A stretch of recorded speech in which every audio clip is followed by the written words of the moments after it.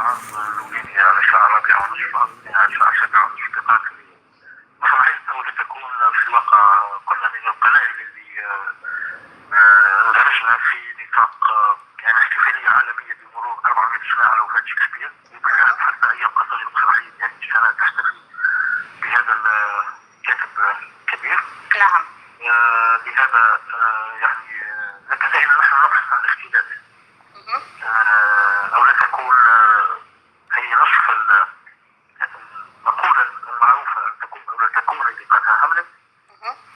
لكن في العمل هذا نحن عملنا على تقاطع لأربع مسرحيات شكسبيرية، حاولنا باش نعملوا تركيب لأربع مسرحيات في نص آخر كتبي بوكسير دوما. المسرحيات هذه معروفة ربما حتى من الجمهور العريض اللي هي هاملت وأوتايد الملك لير وروميو وجولييت، لكن بقراءة معاصرة. التميز الآخر ربما في هذا العمل هو اعتماد على التقنية المستحدثة. سميتها أنا مسرحية هوائية، مشاهدة تكون فيها بطريقة عمودية، باعتبار أنه اشتغلنا على أحدث سلك فني اللي هي الناشونال. وهذاك علاش نشوفوا رمضان اللي يشاهدوا العمل واللي باش يشوفوا باش يشاهدوا فرجة مختلفة، باعتبار أنه جل ربحات العرض تصير معلقين في الهواء، حتى الحوارات والصراعات بين في الهواء يعني.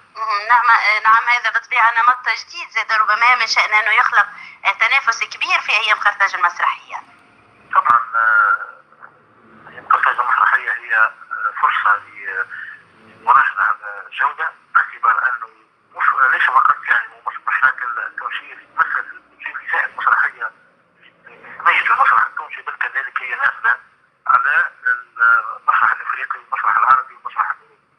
لذلك نحن يعني سنقدم هذه الفرجة المختلفة، وفي طبعا العروض التي ستقدم خلال أيام المهرجان هي عروض مختلفة في وجهيتها الجمالية وفي تنوعها الفني.